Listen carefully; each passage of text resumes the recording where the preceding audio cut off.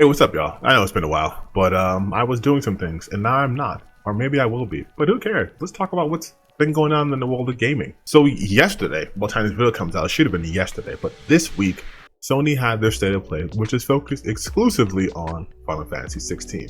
We got about like 20 to 25 minutes of new footage and new information about the game. It's going to be basically like a Devil May Cry meets Final Fantasy situation where all of the battles happen in real time. You're going to have this combo systems, and you're only playing as one character. You have one guy to control, and that's it. Which isn't too different for the Final Fantasy series. Like, even though Final Fantasy VII Remake lets you switch between different people, you were effectively playing as one person per time. So while you're playing as your character, the AI takes over your party members. This is just that on a permanent basis. And I can kind of understand why they want to do that, because it would allow for a much more cinematic feel, which is definitely what they're going for with those huge icon battles and the dynamic camera angles that they're using and the story they're trying to tell. Seems very much like we want to have our own like God of War-esque reinvention of the series, where it's much more streamlined, much more of a cinematic experience. Don't know if people are going to like it. Some people are already against it being non-turn-based. I myself don't really care if it's turn-based or not, because we've moved far enough away from the traditional turn-based system where going full-on action RPG isn't too crazy in my book. And I always like different changes to different iterations to see like what makes things better or what makes it worse. So I'm excited for this.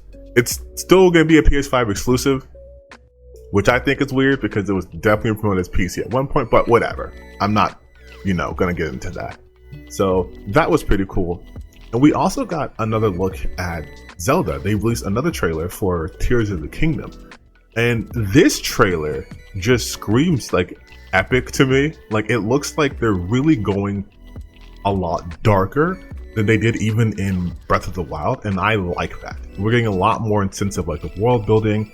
We're getting a lot more like different kinds of characters. It looks like you're gonna be able to fight with people this time and not just you doing everything.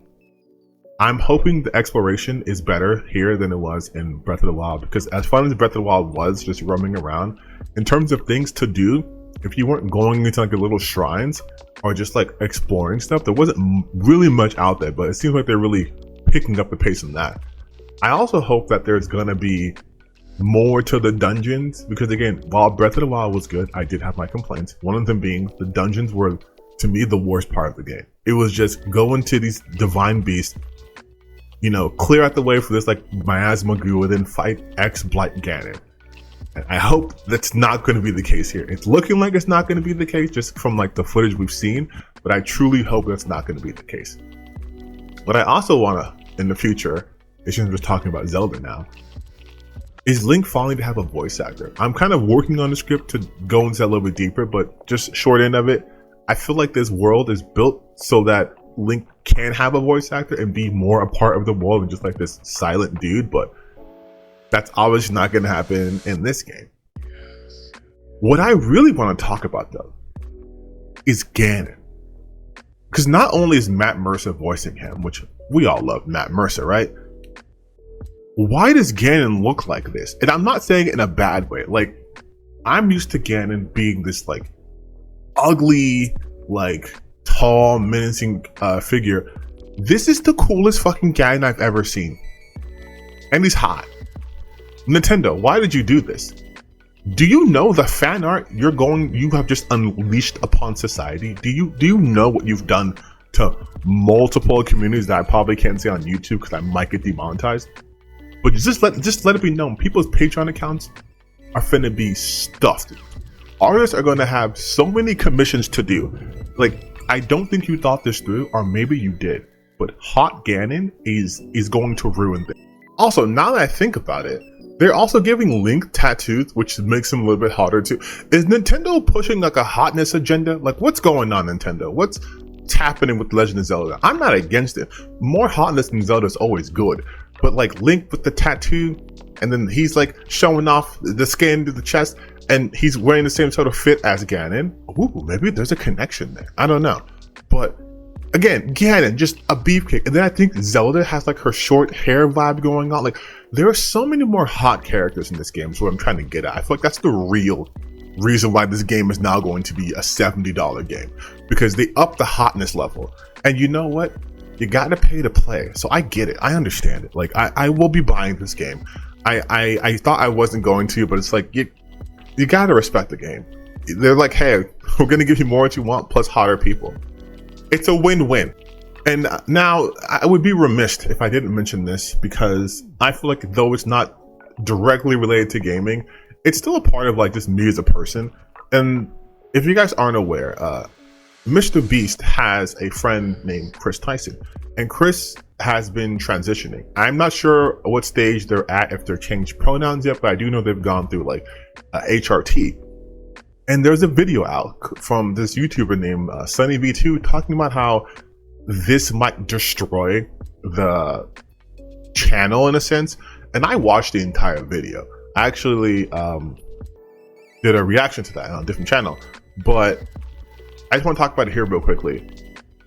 People are not NPCs, okay? This, looking at it through the lens of, wow, this is going to affect mrbeast's channel, is idiotic and bad to do and extremely transphobic.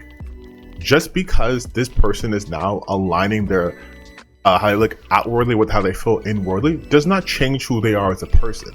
If you guys liked Chris then, you should still like them now. The fact that they are presenting differently doesn't change anything about them other than they're living their truest self.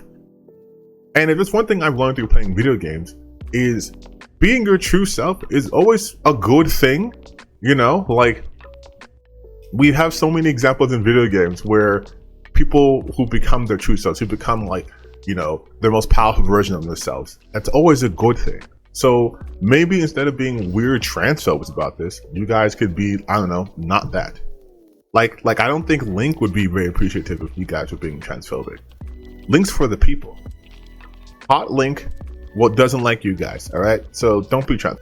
All right, that was somewhat of a short-ish video. I feel like doing longer videos aren't really my strength anymore on this channel, and no one really likes my longer videos. So we'll end it here.